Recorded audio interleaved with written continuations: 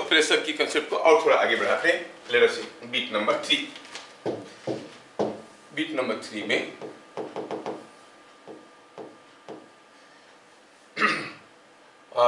pressure is a scalar quantity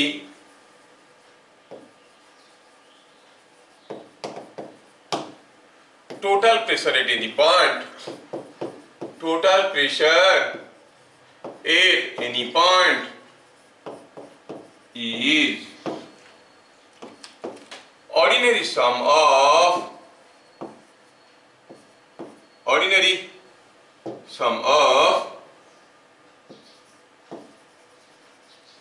ordinary में y होता है या i होता है? मैं भूल गया, देखो दिमाग क्या होता है रोशन? चलो जो भी होता है तुम लोगों को भी मालूम नहीं। पीयूष, सोमनाथ, क्या होता है ऑर्डिनरी में? y होता है या i होता है? सर y होता है। y होता है। बाकी लोग नहीं बोल रहे, मैं बोला ना अनम्यूट करके रखो अपने आप को, unmute yourself. Ordinary some of individual pressures,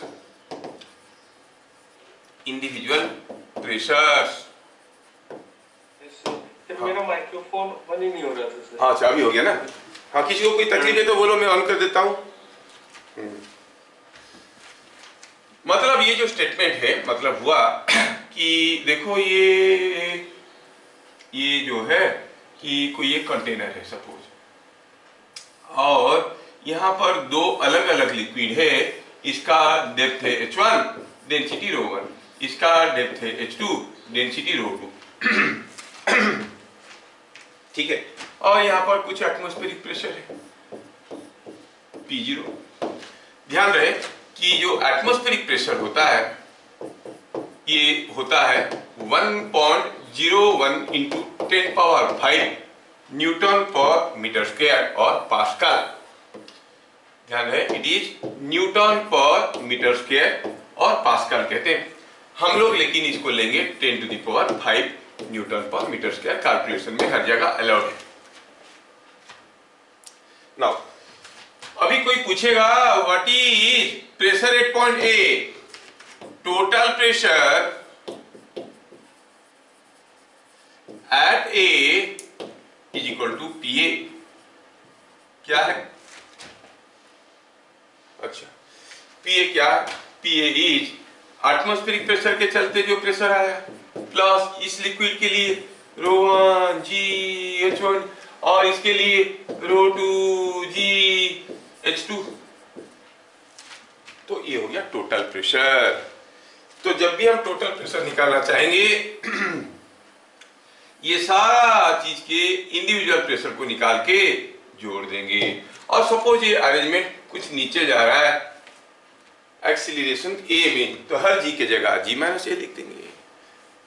ठीक है, और मान लो कि सपोज फॉर योर अंडरस्टैंडिंग ये जो बीकर में दिखाया, ये बीकर दिखने में कुछ इस किस्म का है सपोज, है ना, ऐसा है।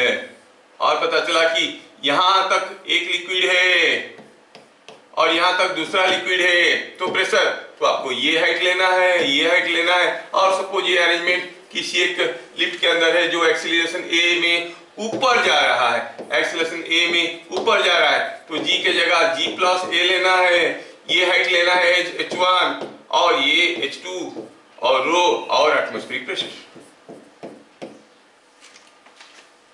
समझ में आया?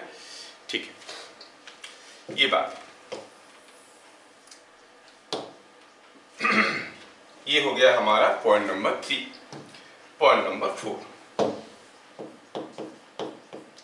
at same horizontal level, at same horizontal level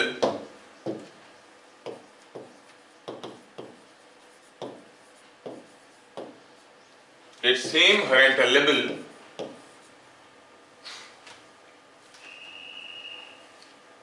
the gauge pressure is the pressure due to the liquid, the pressure due to liquid is same ध्यान रहे ये सब लिखते वक्त मैं बार बार बात कर रहा हूं for a fluid at rest, we are talking about hydrostatics. Motion में रहेगा तो नहीं होगा। और देखो फ्लूइड तो लिख रहा था हर जगह, अभी लिक्विड लिखना शुरू कर दिया, क्योंकि gas is also a fluid, लेकिन उसका हर जगह प्रेशर बराबर नहीं होता है। सेम लेवल पे अलग अलग लेवल पे भी प्रेशर बराबर होता है। गैस की कोई बैलून के अंदर गैस है, कितना प्रेशर है, कहीं भी देखो अंदर प्रेशर बराबर मिलेगा। So you must identify how I am changing the words. Liquid के केस में हम ये चैप्टर में मोस्टली लिक्विड के बारे में ही देखेंगे, but now we are talking about liquid at rest. कहने के लिए फ्लूइड एट रेस्ट कहते हैं, बट फ्लूइड में गैस भी आ जाता है। We are talking about liquid at rest, और ये हाइड्रोस्टैटिक्स में जाता है, इसलिए हाइड्रो वर्ड बहुत ज्यादा अप्रोप्रिएट है, क्योंकि हाइड्रोस्टैट फ्लूइड लिक्विड्स, ठीक है, वाटर के रिलेटेड होता है। At same horizontal level, the pressure due to liquid is same, and it is same and acts equally in all directions. All directions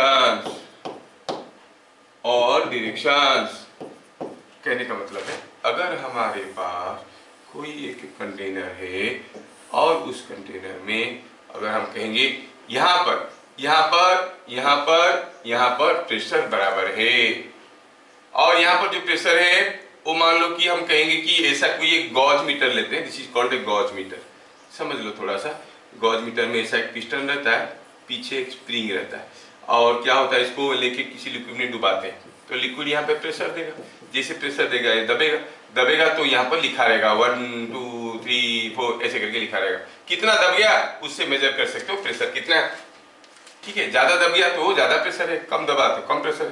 कहने का मतलब है कोई गॉज मीटर को इस पोजीशन में आप ऐसे रखोगे या फिर ऐसे रखोगे या फिर ऐसे रखोगे, हर केस में, या फिर ऐसे रखोगे, हर केस में आपको बराबर रीडिंग मिलेगा at the same horizontal level, pressure will B same. They may confuse you, ऐसे रखेंगे तो ज्यादा प्रेशर दिखाएगा, ऐसे रखेंगे ज्यादा प्रेशर दिखाएगा, हाँ दोनों केस में बराबर प्रेशर दिखाएगा। समझ में आया? तो at the same horizontal level pressure is same and it acts in all directions, सारे डायरेक्शन में एक्ट करता है। प्रेशर स्केलर क्वांटिटी नहीं है, इट्स ए टेंसर, लेकिन आपके लेवल में ये स्केलर क्वांटिटी।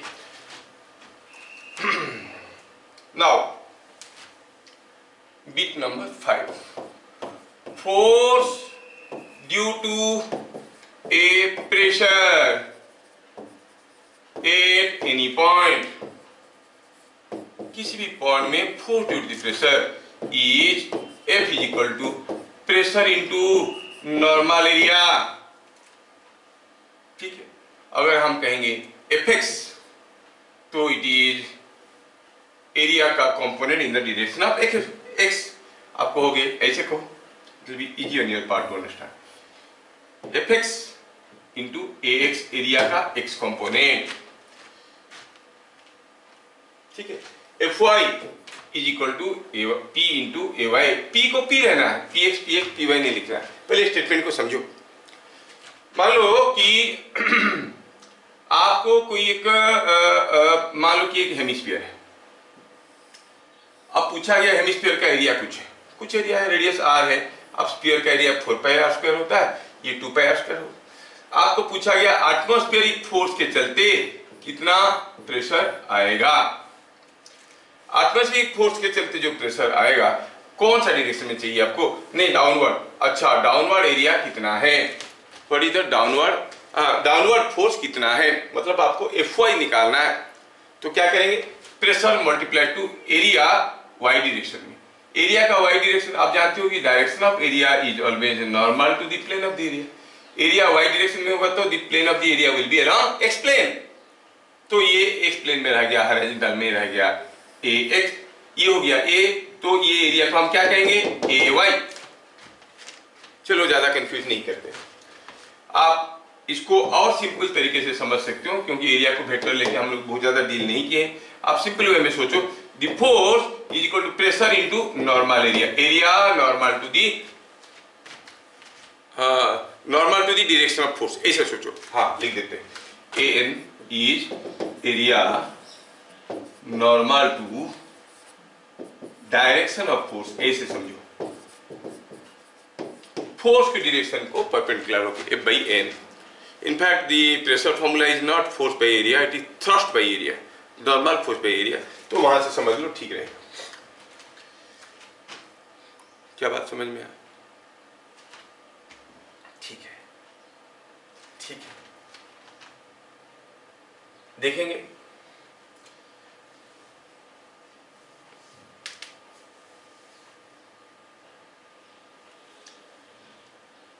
ठीक है, and last but not the least is Pascal's law. ये कहता है for an incompressible fluid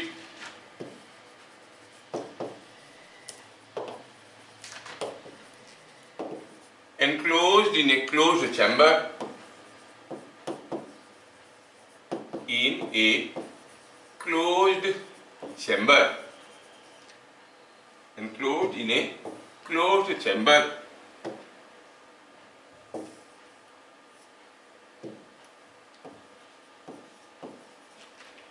any increase in pressure is transmitted undiminished to every point of fluid and container wall.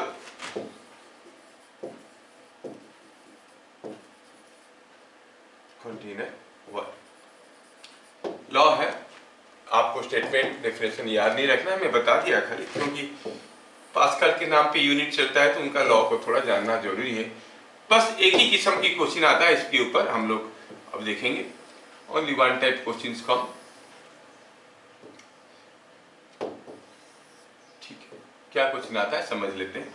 Container wall ये कहता है कि अगर हमारे पास कोई एक क्लोज्ड चेंबर है, ये कोई क्लोज्ड चेंबर है, चारों तरफ से बंद। It is here is suppose here is a piston, और यहां पर चलो मानते हैं कि दो पिस्टन फ्लोट कर रहे हैं। ये एक पिस्टन है, ठीक है, ये एक ऐसा पिस्टन है, यहां पर कोई बड़ा सा पिस्टन है। अब इसके अंदर हुआ यूं है कि ये जो हम लिक्विड देख रहे हैं, ये जो चेंबर देख रहे हैं, इसके अंदर हुआ यूं है कि एक लिक्विड भरा हुआ है। कैसा लिक्विड? कोई एक इनकॉम्प्रेसिबल लिक्विड इसके अंदर पड़ा है। ठीक है, ये कहां से जड़ा है? ये इधर। अरे तो यहां पर एक लिक्विड ऐसे पड़ा है। Look at the two pistons. अभी हुआ क्या है कि ये पिस्टन का निचला एरिया को A1 मानो, इस पिस्टन का एरिया को A2 मानो। दोनों ऐसे फ्लोट कर रहे हैं, दोनों ऐसे फ्लोट कर रहे हैं, क्योंकि लिक्विड है ना, कहाँ डूबेंगे? फ्लोट कर रहे हैं, कुछ कुछ डूब के हैं। अच्छा, अभी हर जगह कुछ कुछ प्रेशर है, यहाँ पर भी कुछ प्रेशर होगा। कितना प्रेशर होगा?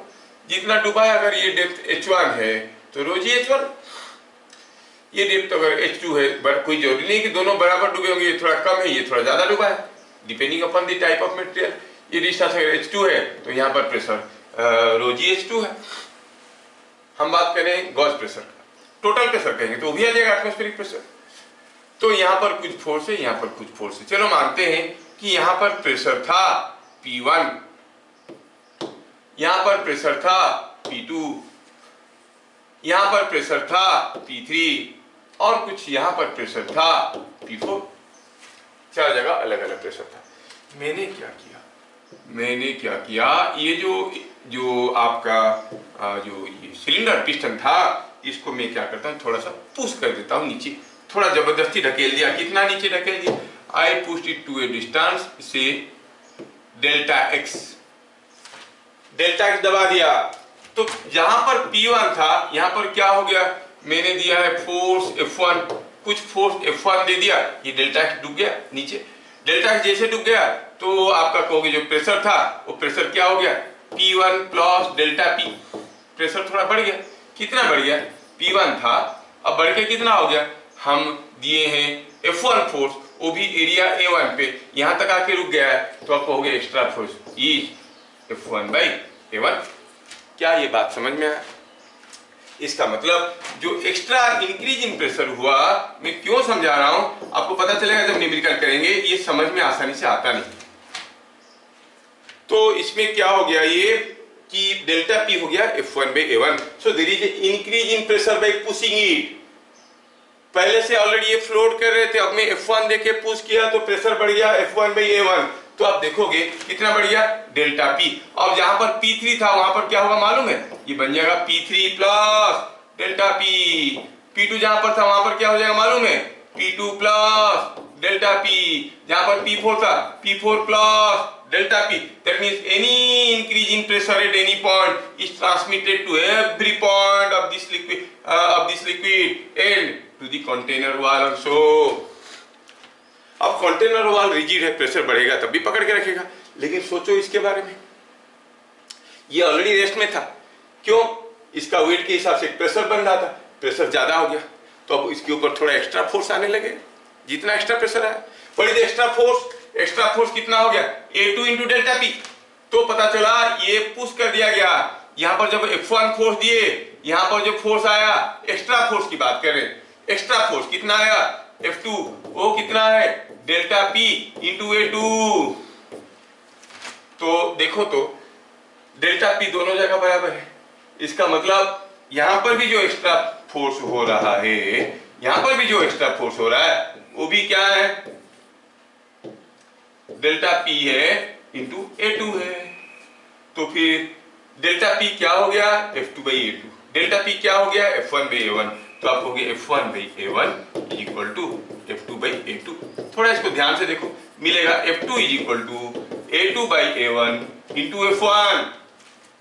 नाउ यू थिंक, मान लो कि यहां पर कोई पतला सिलेंडर था फ्लोट कर रहा था और यहां पर कोई मोटा cylinder, A2 is much more than A1, ऐसे भी तो हो सकता है। मान लो A2 इज 1 मीटर स्क्वायर, हो सकता है 1 मीटर का एक बना, और ये 10 सेंटीमीटर स्क्वायर, तो it is 1000 times, A2 is 1000 times A1। तो सोचो आपने अगर 1 न्यूटन दिया तो यहां पर क्या फोर्स बन रहा है 1000 न्यूटन। समझ में आया, you are getting a huge mechanical advantage. यहां पर कोई इंसान खड़े होके कोई कार को उठा सकता है, कोई ट्रक को उठा सकता है, हाइड्रोलिक गैरेजेस में ऐसे अरेंजमेंट किए जाते हैं। तो बस हमें फॉर्मूला, ये जो क्वेश्चन पूछेंगे आपको इस फॉर्मूले पे क्वेश्चन पूछेंगे तो थोड़ा आपको याद रखना है इस फॉर्मूले को। क्या है बताओ, ये फॉर्मूला को थोड़ा याद रखना है, ठीक है, ये फॉर्मूला को याद रखोगे, पूरा पास्कल्स लॉ में से ये फॉर्मूला को याद रखना। तो जब फोर्स निकालने की बात आया तो हम लोग कुछ ऐसे किए, यही था पास्कल्स लॉ। लास्टली 7,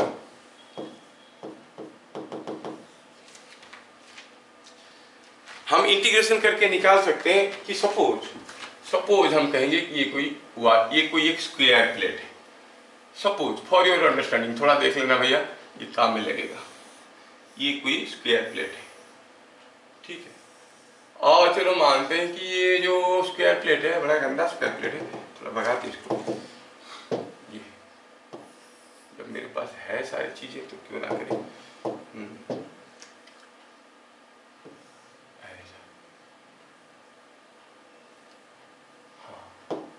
थोड़ा सा फिगर ड्रॉ करते हैं ताकि देखने वाले को भी मजा आएगा, दिखाने वाले को भी मजा आएगा। यस, ये आएगा यहां से,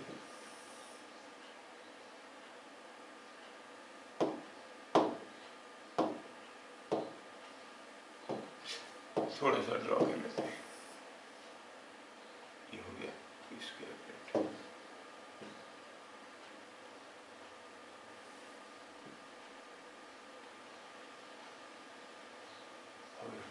और क्या हो गया, बस अभी हुआ यूं है कि इस प्लेट में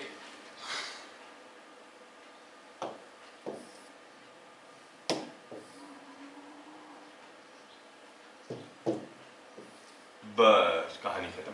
अब हुआ क्या है, ये कोई टैंक है पैरेललोपाइपेड रेक्टेंगुलर बेस का। अब इसके अंदर मैं दिया हूं कोई लिक्विड। अब आपको विजुअलाइज करने में आसान होगा। मान लो कि इसके अंदर मैं कोई लिक्विड दिया हूं। कहां तक दिया हूं? यहां तक दिया हूं।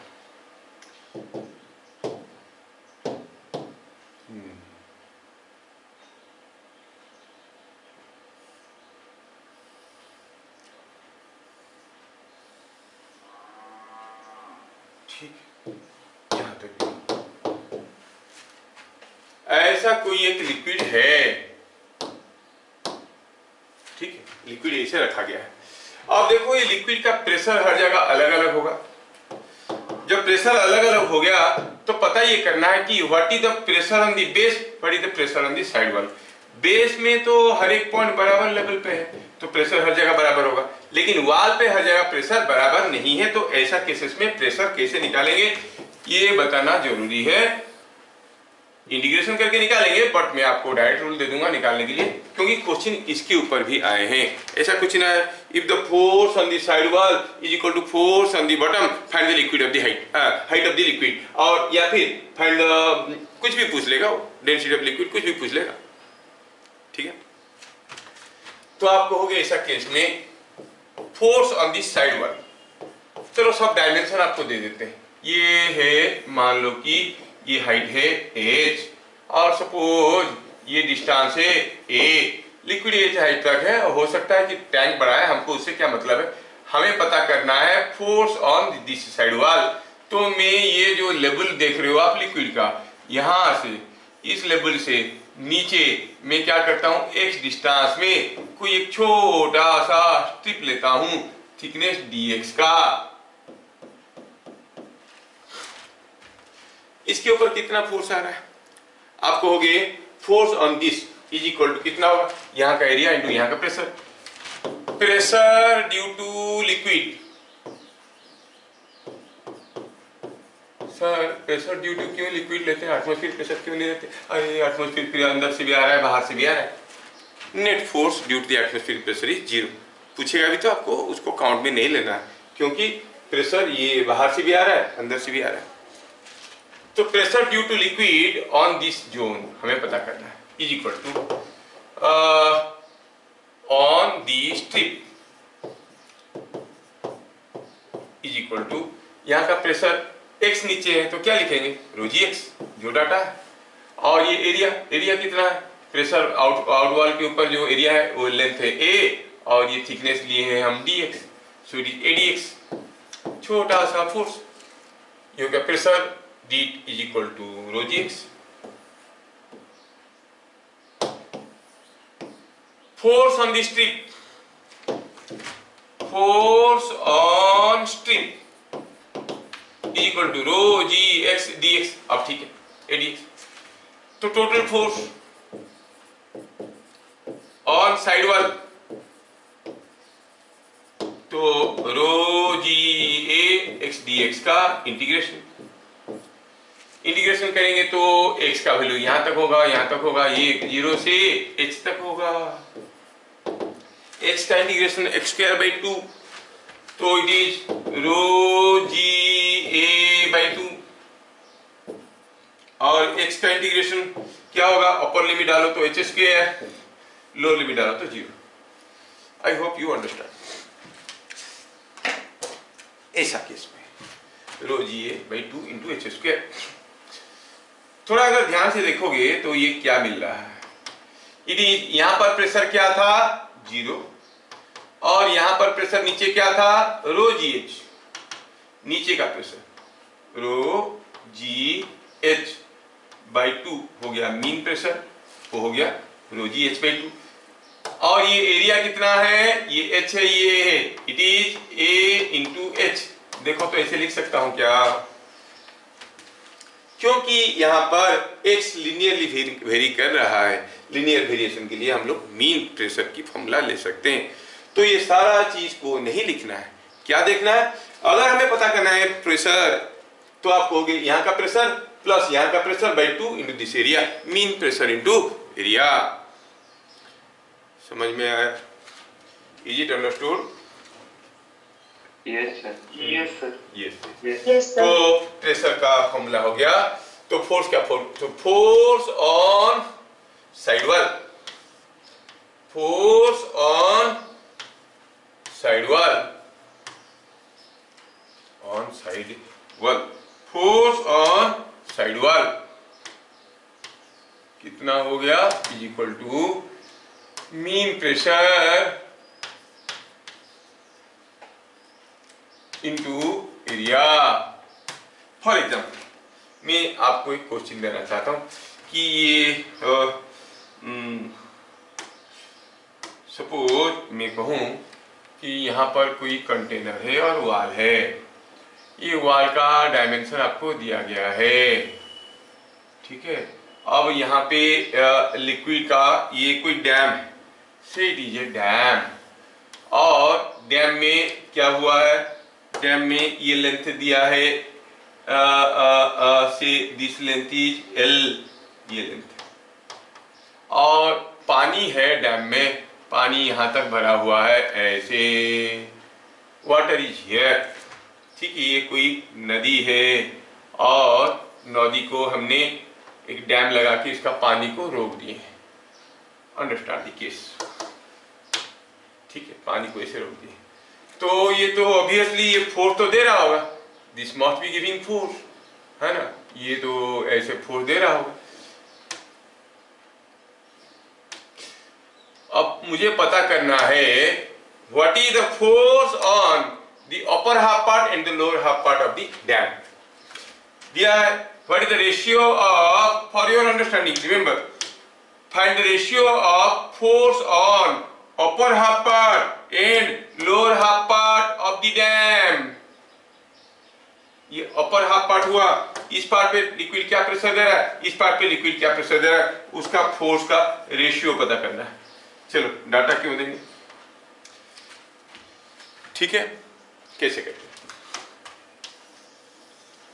अब डैम जैसे दिखना चाहिए, तो बिहार वाला डैम दिख रहा है जो गिर जाएगा, ऐसा नहीं है। ये डैम थोड़ा दिखने में भी दमदार, अरे कहाँ गया, सो आप electrical engineer mechanical civil train बनाएगा तो कुछ ऐसा ही होगा। यस, ये ट्रेन है।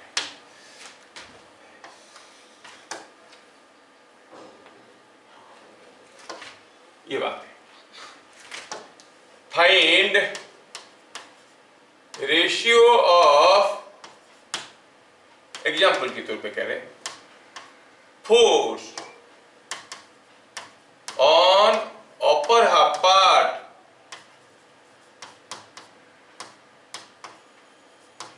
टू लोअर हाफ पार्ट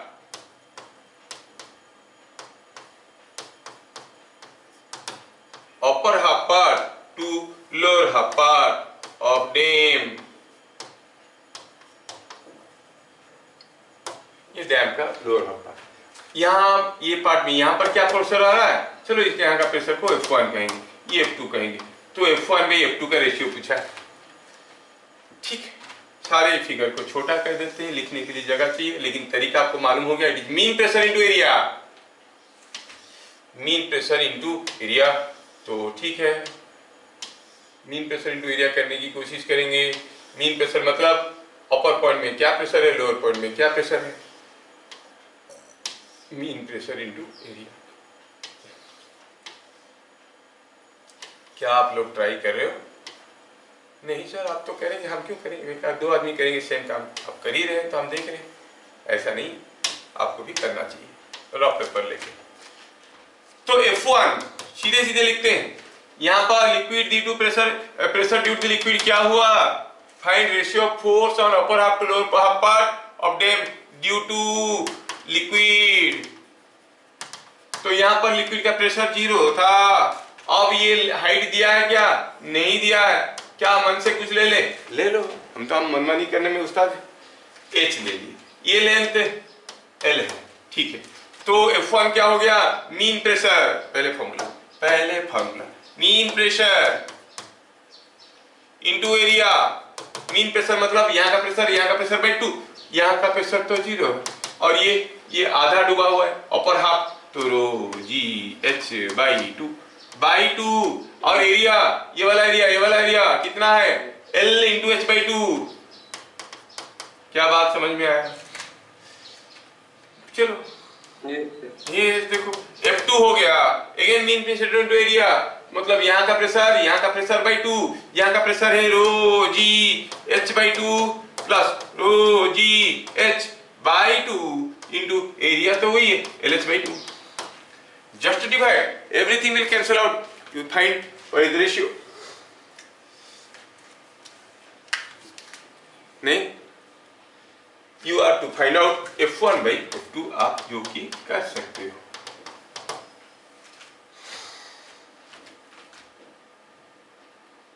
समझ में आया? यस यस, ठीक है, तो हमें पास्कल्स लॉ भी समझ में आया। ठीक है, ये थोड़ी हाइड्रोस्टैटिक के प्रेशर, थोड़ा सा एक दो कुछ कंसेप्चुअल क्वेश्चंस करते हैं हम लोग।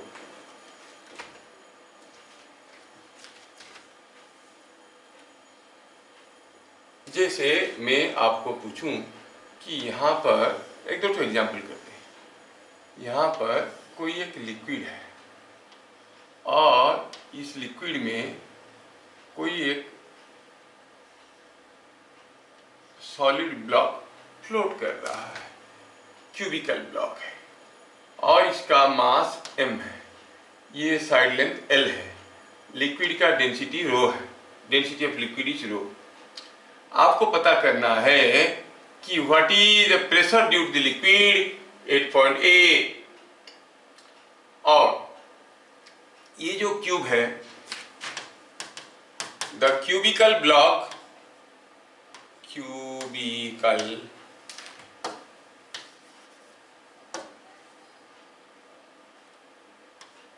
the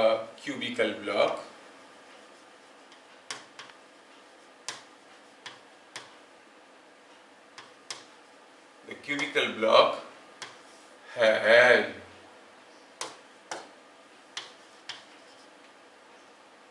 side length L and mass m. Find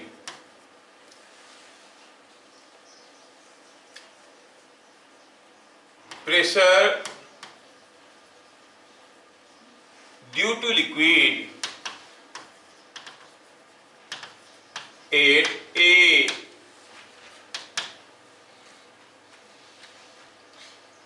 ठीक, अभी pressure due to the liquid at A. See, everywhere only pressure due to the liquid is not coming to play.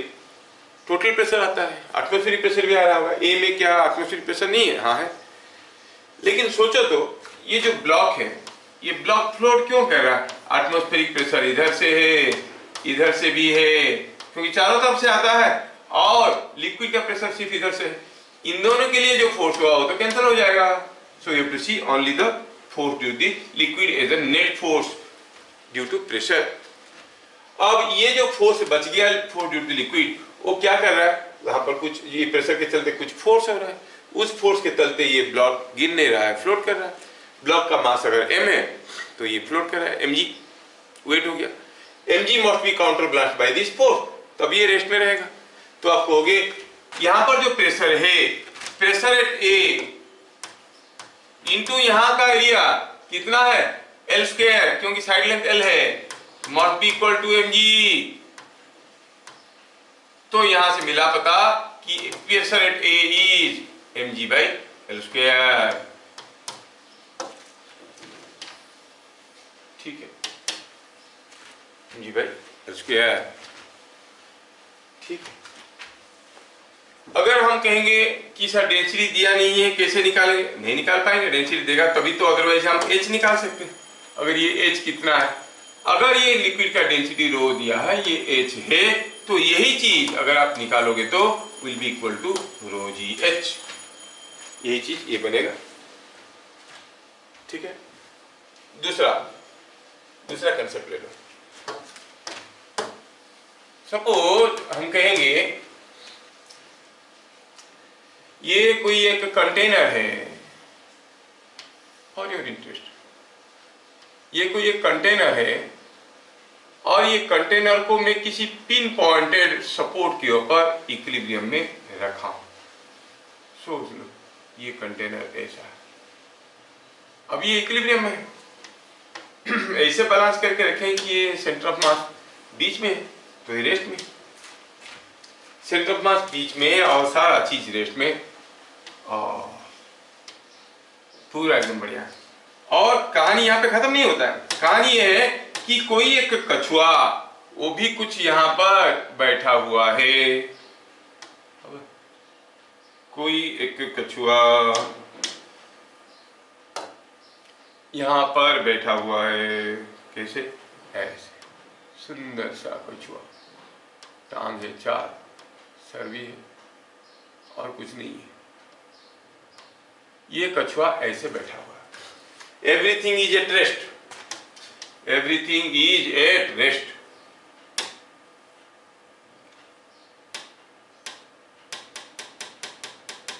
नीला कछुआ कभी आप नहीं देखे होंगे, तो ये नीला कछुआ यहाँ पे रेस्ट में बैठा हुआ है। क्वेश्चन ये है कि अगर ये कछुआ धीरे धीरे तैरते हुए इधर को आ जाएगा, इफ दिस कछुआ move to the other side, ये कछुआ थोड़ा छोड़ के इधर आ जाएगा, पहले था वो यहाँ पे है ना, इसको थोड़ा मैं जोड़ देता हूं, थोड़ा सा कछुआ भी सुंदर दिखना जरूरी है, ऐसा कैसा कछुआ बनाया, ये हो गया कछुआ, सर निकाला है, इधर पाँव निकाला, इधर पाँव निकाला। अगर ये कछुआ ऐसे थोड़ा यहाँ से चलते हुए, पहले यहाँ पे बैठा था, अब यहाँ से चलते हुए यहाँ तक चला गया, कछुआ changes its position from 1 to 2, आपको सोचना है और बताना है कि ये जो कछुआ थोड़ा जगह बदल दिया, पोजीशन 1 से 2 में, 1 में था जब ये रेस्ट में था, कछुआ चला गया 2 में। आपको बताना है कि ये जो कंटेनर है, ये जो कंटेनर है आप देख रहे हो, ये कंटेनर कैसे गिरेगा, it will rotate clockwise and fall और it will rotate anti clockwise and fall. सोचो ऐसा करके गिरेगा कि ऐसा करके गिरेगा, 1 और 2। कछुआ move from position 1 to 2, clockwise, clockwise गिरेगा। और कोई किसी को लग रहा है, आपको जो लग रहा है सही है, लेकिन उतना भी सही नहीं है जितना आप सोच रहे हो। आप टॉर्क तो उसके वेट की वजह से क्लॉकवाइज से लगेगा, नहीं लगेगा, और इससे बैलेंस फॉर्म करेगा। सुनिए, आप जो सोच रहे हो सही सोच रहे हो, लेकिन भूल जाते हो कि ये लिक्विड है। और there was a scientist called Pascal, वो बोले क्या कि प्रेशर तो सेम हैंडल लेवल में बराबर होगा। आप पहले सोचिए कि ये जो इससे पहले जो क्वेश्चन हम लोग किए, ये वाला क्वेश्चन, ये ब्लॉक के लिए यहाँ पर प्रेशर निकाल दिए। अब थोड़ा सोचो और बताओ तो, ये पॉइंट में प्रेशर ज्यादा है कि ये पॉइंट में प्रेशर ज्यादा है कि ये पॉइंट में प्रेशर ज्यादा है? सेम है। तो कछुआ कहीं भी रहे, कछुआ कहीं भी रहे, प्रेशर तो सेम ही रहेगा। प्रेशर सेम रहेगा तो फोर्स का डिस्ट्रीब्यूशन भी सेम रहेगा। मतलब पहले जितना टॉर्क हो रहा था अभी उतने ही टॉर्क होगा, है कि नहीं? मतलब ये गिरेगा ही नहीं, कछुआ घूमता रहेगा फिर भी ये गिरेगा नहीं। लोग बोलेंगे मैजिक। हाँ, मान लो कि ये वाटर नहीं होता, सैंड होता, तो सैंड की is not a fluid, it can not transmit the pressure. अब क्या होगा, कछुआ इधर आएगा गिर जाएगा। मिट्टी होता तो कछुआ इधर आएगा गिर जाएगा। लेकिन अगर पानी है ये नहीं गिरेगा। क्या बात समझ में आया? यस। हाँ, तो ये नहीं गिरेगा। क्यों? क्योंकि ये सैंड है, तो इट विल नॉट फॉल। ठीक है। Pressure at every point, pressure at every point at the base remain same। ये हो गया क्लू। When कछुआ move from position 1 from position 1 to position 2, position 2, the tank does not fall, provided ये water है, tank does not fall। क्या मैं ये चीजें समझा पाया? Yes. हम देखें कि हमारा जो गॉस प्रेशर आया वो रोजीएस था। क्यों था? It was because of the weight. नहीं, it was because of the wait.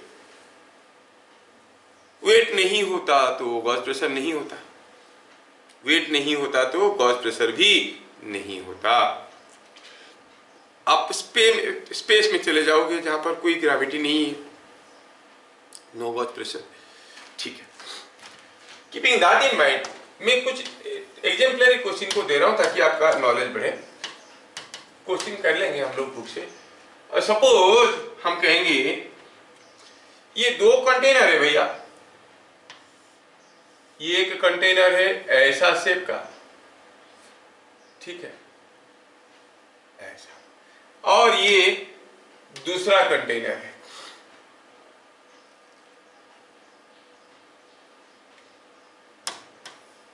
ये दूसरा कंटेनर है सेम साइज का लेकिन उलट गया है, ऐसा, ये उलट गया, ये ऐसा, ये ऐसा, 2 कंटेनर है।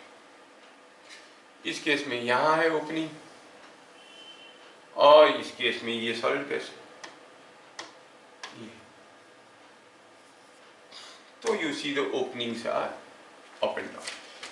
दोनों में मैंने डाला 2 लीटर वाटर, दोनों में same volume of water is poured. तो कौन सा केस में pressure at the bottom will be more? If same volume of water is poured into each, find in which case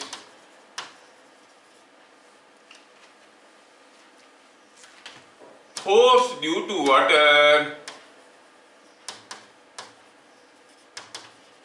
is more। अब सोचना थोड़ा मुश्किल है, थोड़ा कंफ्यूजिंग है।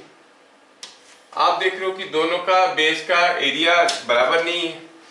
प्रेशर किसके लिए ज्यादा होगा? मैं थोड़ा क्वेश्चन को इजी कर लेता हूं, फिर बाद में आऊंगा force. In which case, bit number 1, pressure due to water is more and force due to water is more। पहला वाला थोड़ा आसान है, दूसरा वाला थोड़ा ज्ञान वाला है, ज्ञान लेवा। अच्छा, दोनों में इक्वल वॉल्यूम ऑफ वाटर डाल दी। ये क्या सेम वॉल्यूम, वैल्यू क्या लिखा है यार, स्पेलिंग गड़बड़ हो जाता है, मेरा पेन खराब हो गया है। Volume of water is poured. मान लो दोनों में 2 लीटर करके पानी डाल दिया। अच्छा, दोनों में अगर बराबर वॉल्यूम जाएगा और मान लेते हैं कि ये दोनों का कैपेसिटी है 5 लीटर का, और चलो मान लेते हैं कि 2 लीटर का लिक्विड डालें, तो भरेगा तो नहीं। अच्छा, तो 2 लीटर का लिक्विड डालोगे, किस केस में लिक्विड का हाइट ज्यादा रहेगा? केस 1 में कि केस 2 में? लिक्विड का हाइट कौन से केस में ज्यादा रहेगा? मान लो कि पहला केस में यहां तक हुआ, दूसरा केस में ये हाइट ज्यादा होगा कि कम होगा? ज्यादा होगा। ज्यादा होगा। अच्छा, तो क्योंकि इधर बेस नैरो है, ऊपर ही इसका चौड़ा था, तो लिक्विड का हाइट यहाँ पर ज्यादा होगा। ये हमें समझ में आया। ओहो, कहाँ भाग गए? अच्छा रास्ता है।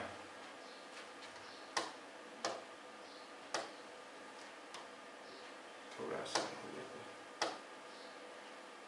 है, तो कहाँ से क्लिक कर जाता है?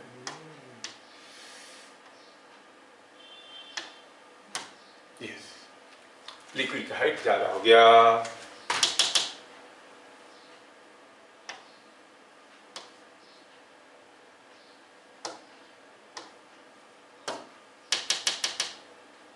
ठीक, लिक्विड इस केस में ज्यादा हो गया। अब सोचो, आपको क्लियरली दिख रहा है कि H1 is less, H2 is more, तो pressure due to liquid is more in which case?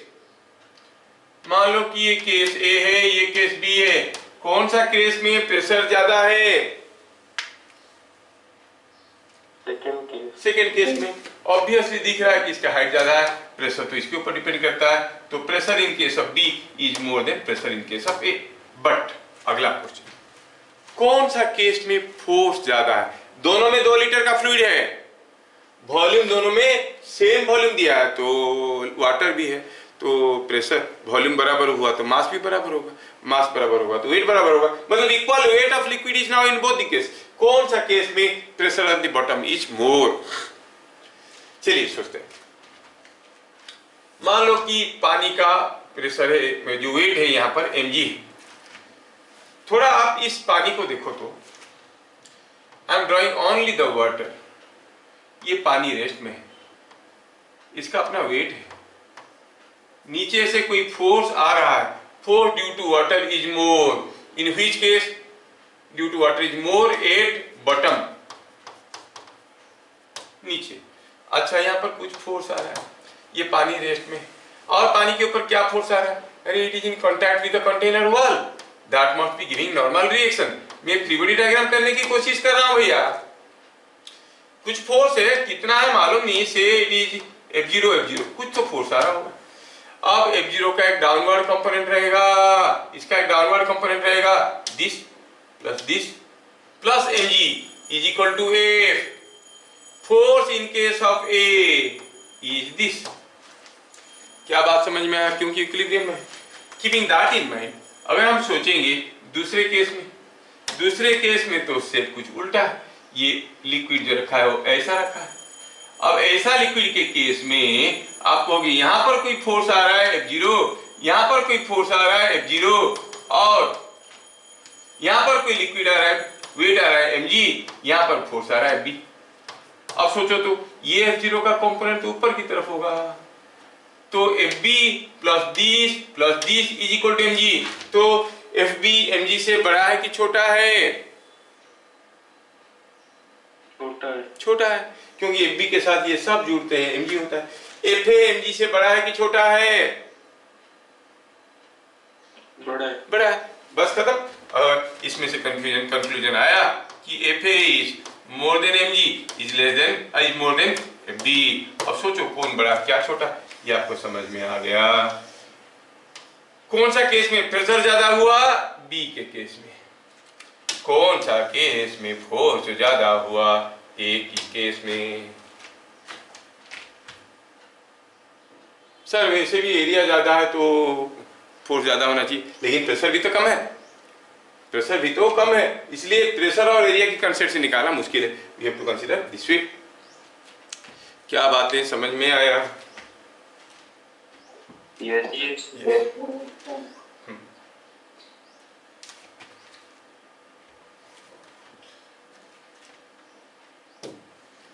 अगला क्वेश्चन देता हूं, मैं आपको एग्जांपल देता हूं क्वेश्चन में।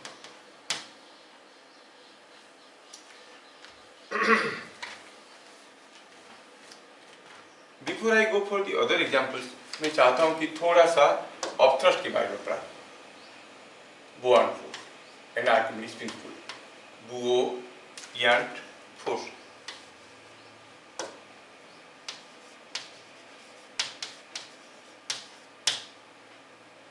ठीक है, इस आर्टिकल में हम लोग पढ़ने वाले हैं फ्लोटेशन के बारे में।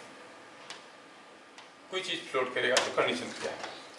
पहला हुआ कि for a solid inside liquid, the contact force between solid and liquid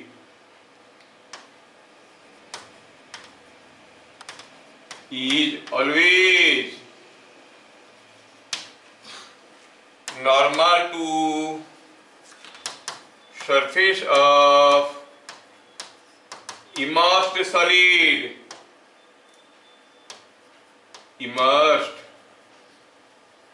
solid is always normal to the surface of immersed solid. ये याद रखना, is always normal to the surface of immersed solid. बस figure को समझ लो। मान लो कि ये कोई एक लिक्विड कंटेनर है और ये इस लिक्विड कंटेनर में हो सकता है कि कोई सॉलिड को मैं पूरा डुबा के इसे पकड़ के रखा हूं, ये एक सॉलिड है, या फिर कोई एक सॉलिड को मैं कुछ पार्शियली सबमर्ज किया। ये दोनों ही केस में when the solid is floating, ठीक है, हाउ इज द फोर्स। आप देखोगे ये सॉलिड लिक्विड के बीच में जो इंटरेक्शन फोर्स होगा that will be always normal to the surface. इसको नॉर्मल रिएक्शन जैसे कहते हैं हम, क्योंकि यहाँ पर फ्लूइड फ्रिक्शन के चलते फ्लूइड फ्रिक्शन को इग्नोर किया जा रहा है। और फ्लूइड फ्रिक्शन कब काम में आता है? फिर the fluid is in motion. यहाँ पर रेस्ट में है तो फ्लूइड फ्रिक्शन होता नहीं, फोर्स इज ऑलवेज नॉर्मल मान के चलो।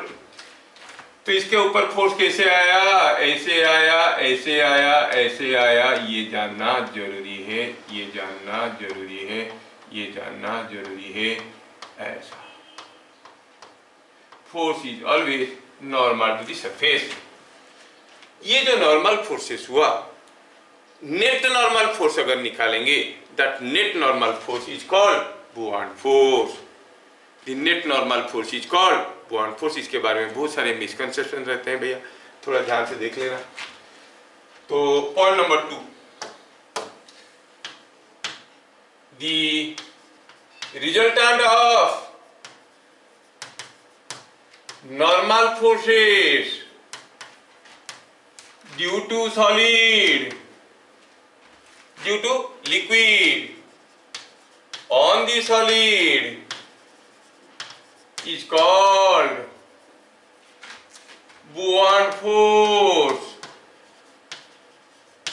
Buoyant force,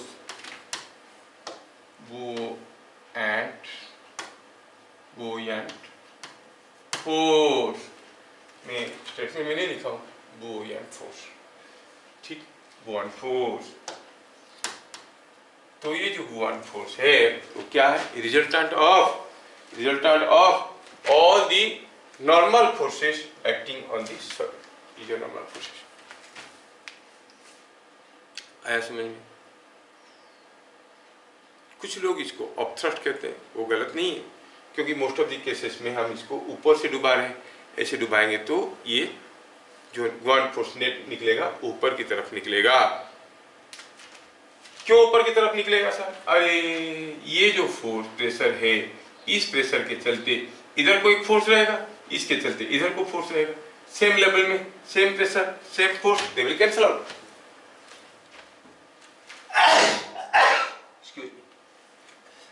तो at same horizontal level pressure is same.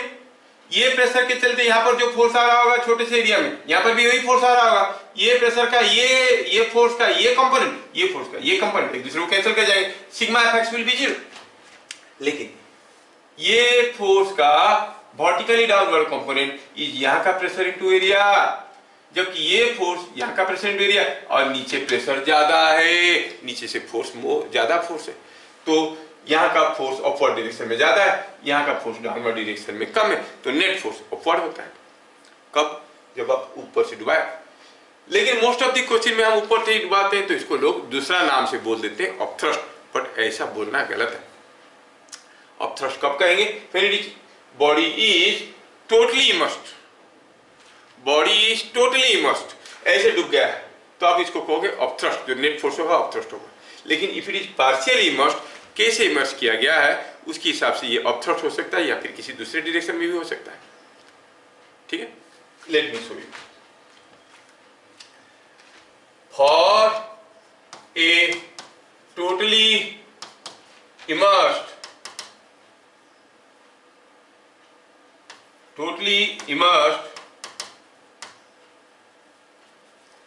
fluid, solid, for a totally immersed solid,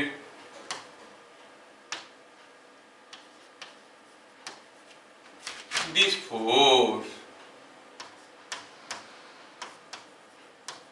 is upward,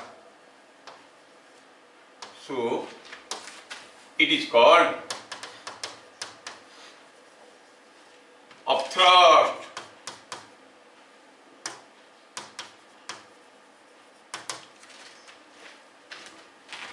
अगर पार्शियल इमर्स्ड है इसको आप अपथ्रस्ट नहीं कर सकते। Yes, I am explaining. For a body partially immersed, buoyant force में be in any direction. कैसे sir? चलो दिखाते हैं आप।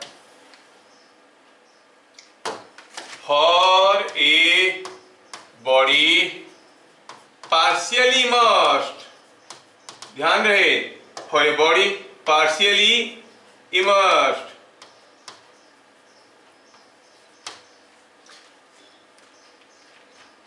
for a body partially immersed,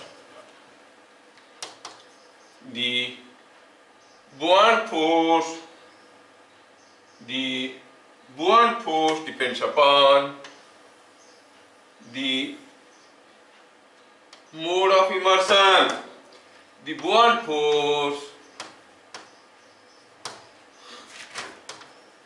depends on mode of immersion, कैसे डुबाया है।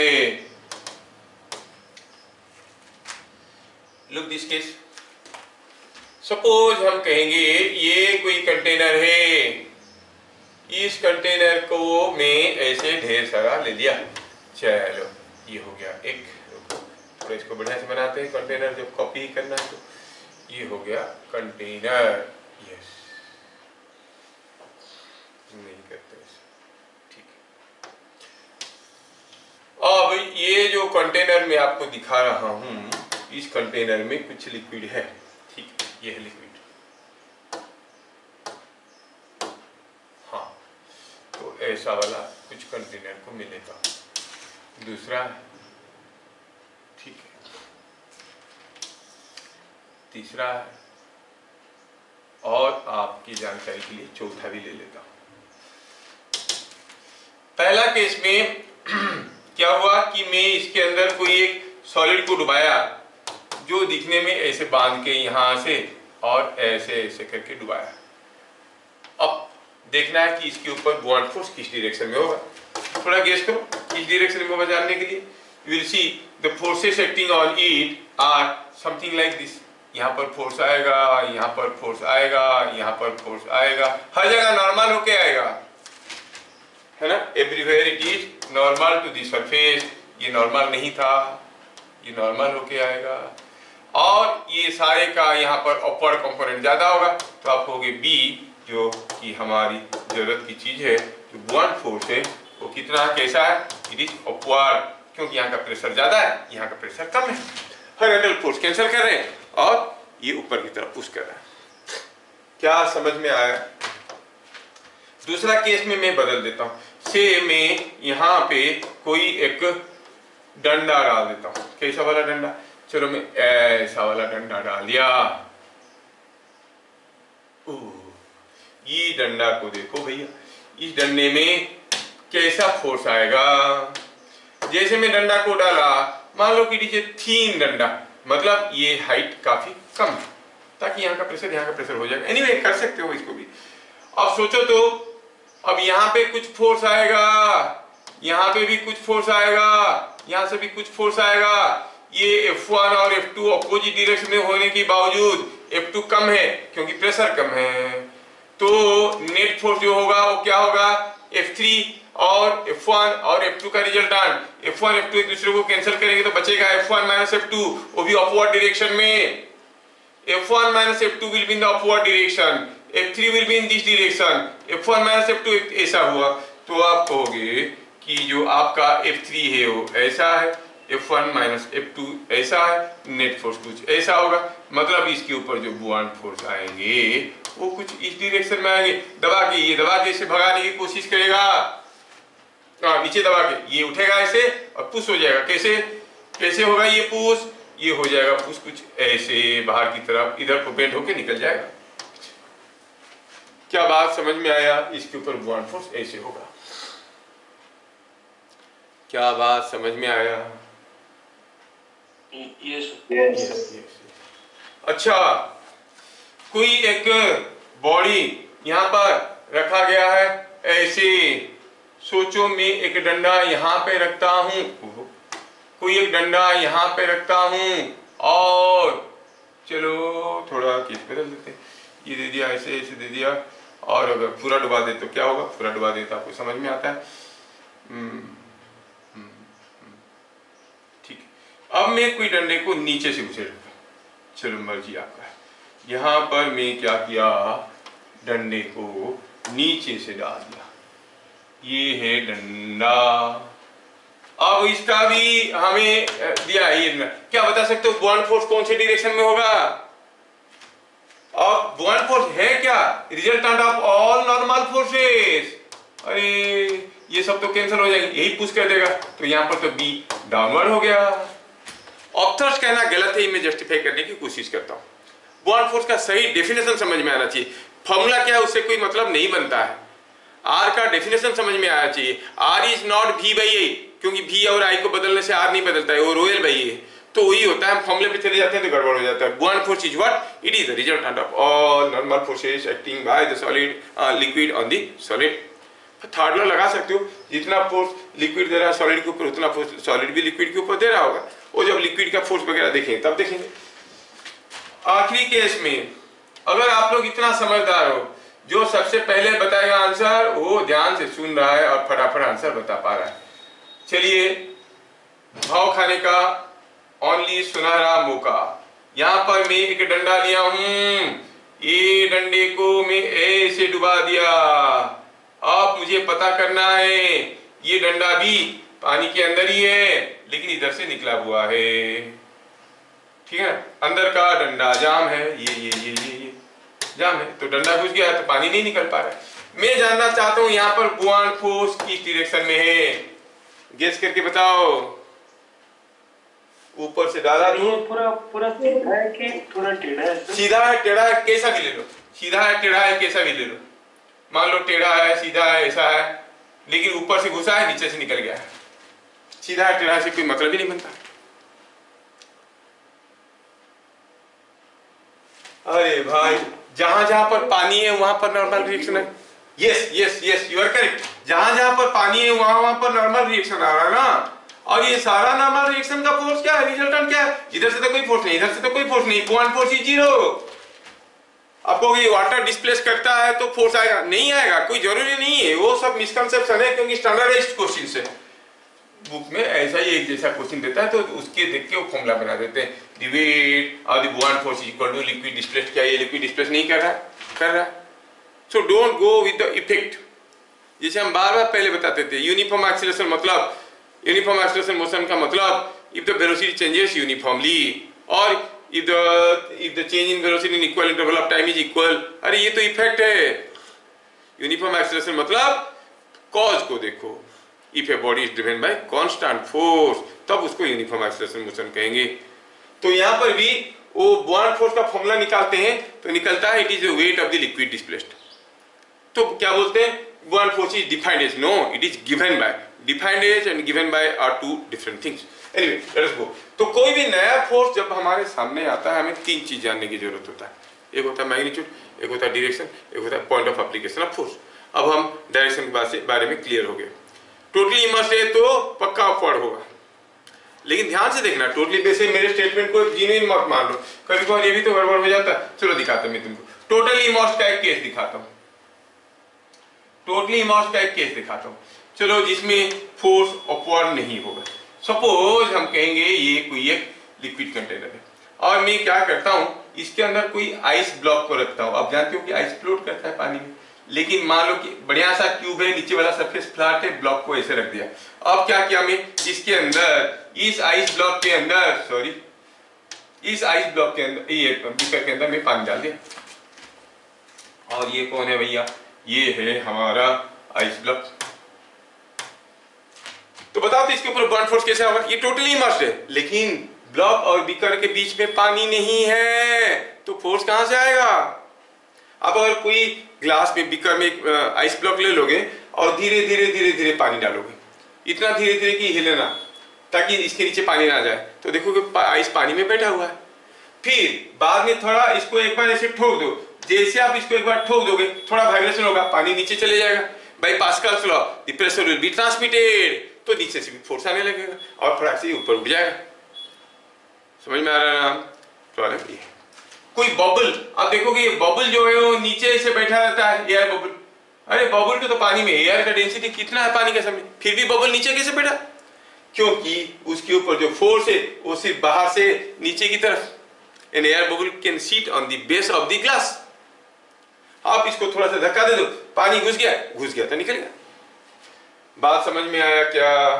तो यहाँ पर बुआंट फोर्स जीरो हो गया, ये केस में बुआंट फोर्स जीरो, लेकिन यहाँ पर बुआंट फोर्स कैसे हुआ, यहाँ पर बुआंट फोर्स डाउनवर्ड हुआ, क्योंकि force is resultant of all this forces. Buoyant force का मैग्नीट्यूड डायरेक्शन पता चल गया, अभी मैग्नीट्यूड नहीं मालूम है। जब भी कोई फोर्स का किसी बॉडी के ऊपर इफेक्ट जानना चाहते हैं, we need to know three things. One is magnitude of the force, direction of force and point of application of force. अभी तो हम सिर्फ डायरेक्शन पे ही फंस गए, मैग्नीट्यूड देखना है और पॉइंट ऑफ एप्लीकेशन देखना है। हाँ, तो ये कहाँ थे हम, point number 2, point number 3, buoyant force always acts at center of volume of immersed solid.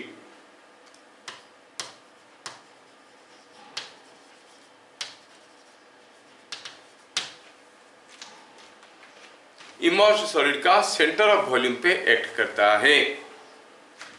थोड़ा ध्यान से देखना, इमर्स्ड सॉलिड जो पूरा सॉलिड नहीं, जो सॉलिड डूबा है उसका centre of volume. For example एक एग्जांपल देता हूं, आपको समझ में आएगा।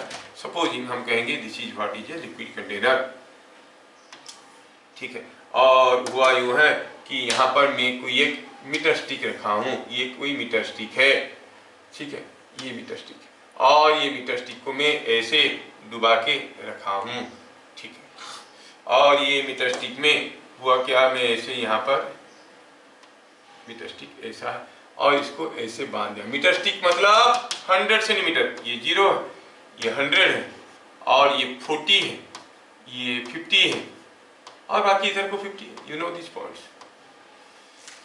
अगर इस डंडे का मैंने फ्री बॉडी डायग्राम करना चाहा, तो जो इमर्स्ड सॉलिड है उसके ऊपर बुआंट फोर्स आएगा। अब देखो तो इस केस में बुआंट फोर्स किस डायरेक्शन में आएगा, डायरेक्शन बारे में अभी श्योर हो गया, नीचे से ऊपर से आएगा, ऊपर वाला कम प्रेशर, नीचे वाला ज्यादा प्रेशर, तो net force will be upward, upward होगा, ठीक है। कहां पे, eight the center of volume of the immersed solid. पहले देखो कि अगर ये यूनिफॉर्म मीटर स्टिक है, उसका वेट कहां एक्ट करेगा, eight the center of mass और सेंटर ऑफ ग्रेविटी, यहां पे एक्ट कर रहा है वेट, है कि नहीं। और ये जो वेट यहां पे है वो कितना है, say it is mg। Buoyant force कैसे होगा, buoyant force will be at the center of the immersed solid. डूबा है कितना, 40 सेंटीमीटर का, उसका सेंटर, ये वॉल्यूम का सेंटर कहां होगा, 20 सेंटीमीटर में, ये 20 सेंटीमीटर में होगा तो बुआंट फोर्स आएगा ऐसे, तो ये हो जाएगा बी, ये हो जाएगा एम जी। क्या बात समझ में आया? ये हो गया बी, ये हो गया एम जी।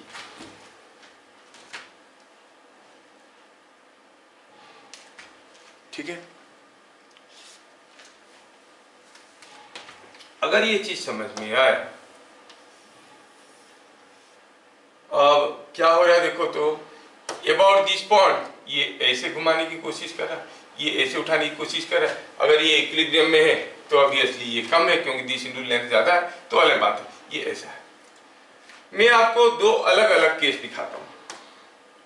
ये कोई एक ऐसा वाला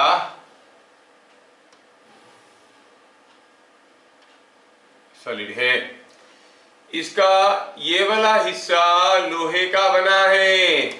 this part is made up of iron and this part is would. ठीक है, ठीक है, नहीं ये पेंटिंग डेंटिंग क्यों करे, कॉलर ही भर देते। लोहे का है, ऊपर वाला पार्ट लोहे का है। क्या दिया है? ऊपर वाला पार्ट लोहे का। लोहे का कलर क्या देंगे? लोहे का कलर क्या करेंगे? कोई दे देते हैं, ये लोहे लोहे लोहे लोहे लोहे, ये चल ये लोहे का,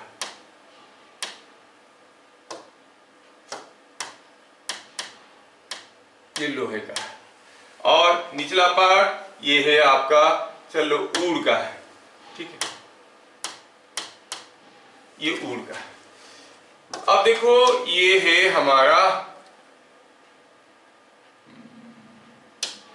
केस ले लेते हैं, थोड़ा बदल देते हैं। मैं ये कवर करने की कोशिश कर रहा हूं कि ये दोनों फ्लोट कर रहे हैं।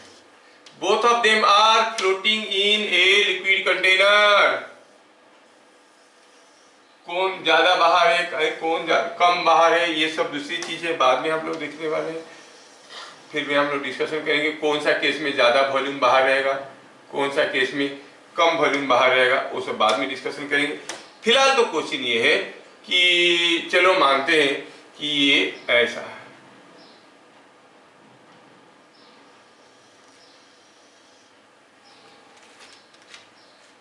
फ्लोट कर रहा है भाई साहब, ये फ्लोट कर रहा है पानी में, ये फ्लोट कर रहा है पानी में। फिगर बनाने में थोड़ा देर लगता है बट स्टिल बनाने से अच्छा लगता है। This part is iron, this part is cork, this part is iron, this part is cork. हम ड्रॉ करना चाहते हैं क्या? दी वेट एंड बुआंट फोर्स। वेट कहाँ है? वेट तो हेवियर पार्ट के पास होगा, यहां पे है वेट। बुआंट फोर्स कहाँ होता है? Eight the center of volume of the immersed solid. कितना सारा वॉल्यूम डूबा हुआ है, ये वॉल्यूम का सेंटर। इधर को थोड़ा बड़ा वॉल्यूम है तो आपको यहां पर कहीं होगा, जो कि इधर को होगा। ये हो गया बुआंट फोर्स, डोंट कंफ्यूज। इस केस में वेट यहां पे है, कैसा? ऐसा। और ये ऊपर वाला चौड़ा, ये वॉल्यूम बड़ा है लेकिन ये वाला चौड़ा है, तो यहाँ पे होगा सेंटर ऑफ वॉल्यूम, जो कि ऐसे होगा। क्योंकि ज्यादा वॉल्यूम के पास सेंटर ऑफ वॉल्यूम, ज्यादा वेट के पास सेंटर ऑफ ग्रेविटी। ठीक ना, ये जो सीजी और centre of buoyancy, centre of gravity is above the center of buoyancy, centre of buoyancy is above the center of gravity. अब मैं इसको थोड़ा टेढ़ा करता हूं। सोचो मैं इसको थोड़ा धक्का दिया, धक्का दिया तो क्या हो गया भाई? बी ऐसे हो गया, एम जी ऐसे हो गया। ये एम जी और ये बी दोनों बराबर है, लेकिन दोनों इसको टेढ़ा करने के बाद ऐसे कर रहे हैं तो घुमा देंगे इसको, ये क्लुप करके गिर जाएगा।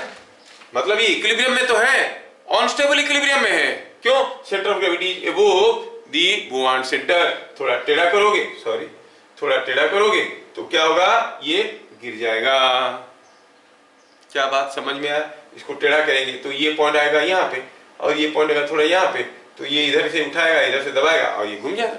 पेन है देखो भाई, इधर से खींचोगे इधर से उठाओगे तो गिर जाएगा क्लॉकवाइज। क्योंकि मैं टॉर्क वगैरह नहीं पढ़ाया हूँ तो मैं बहुत ज़्यादा यहाँ पर एक्सप्लेन करने की काबिल नहीं पा रहा हूँ अपने आप को। पढ़ूंगा अभी, इसके बाद रिजिड बॉडी डायनामिक्स पढ़ेंगे तो टॉर्क और गिफ्ट फॉर्म में बता देंगे। एनीवे, अभी तो आपको समझ में आ गया होगा कि ये कौन सा इक्विलिब्रियम है, ये अनस्टेबल इक्विलिब्रियम है। इसको थोड़ा टेढ़ा करके देखो तो भैया, इसको थोड़ा अगर हम टेढ़ा करके देखेंगे ऐसे, ठीक है, तो क्या होगा सोचो तो। बी तो यहाँ पे था, टेढ़ा कर दिया बी ऊपर की तरफ, एम जी यहाँ पे था, कैसा है, ऐसा है, तो ये क्या होगा, B is in this direction, M G in this direction, ये वापस आ जाएगा। So it is in stable equilibrium, क्योंकि चीजों को ऐसे घुमा देंगे। सो क्या पता चला कि फॉर इक्विलिब्रियम क्या कंडीशन सेटिस्फाई होना चाहिए। For equilibrium the center of gravity should be below the center of buoyancy. तो क्या लिखेंगे, for equilibrium centre of gravity, equilibrium तो दोनों केस में, for centre of gravity when for stable equilibrium, for stable equilibrium center of gravity CG must be below center of buoyancy।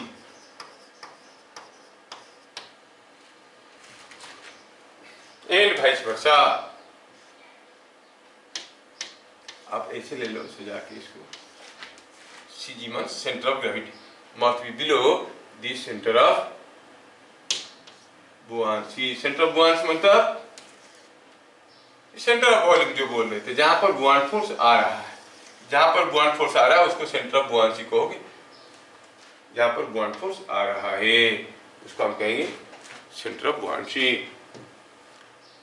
क्या बात समझ में आया? यस ये बाकी लोगों का कोई नहीं बोला। तुम लोग तो लिख नहीं रहे हो तो बोलने में क्या हर्ज है? कुछ लोग लिख रहे हैं क्या? मैं बताया था लिखना नहीं है, नहीं तो बोल नहीं पाओगे, समझ नहीं पाओगे। तो फिगर देख के आपको समझ में आ जाएगा। तो क्या बोले हम, दो चीज देख लिए, एक हुआ बुआंट फोर्स किस डायरेक्शन में होता है और क्या होता है, डायरेक्शन, मैग्नीट्यूड और कौन से पॉइंट में आता है। चौथा हुआ कि what is the magnitude of buoyant force.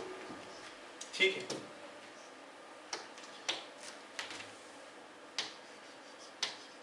Magnitude of बुयान्ट force. तो हम लोग क्लास इसको बंद करेंगे, अगले क्लास इसको इसके बाद से ही कंटिन्यू करेंगे। फिर मिलेंगे अगले क्लास, तब तक के लिए जय हिंद।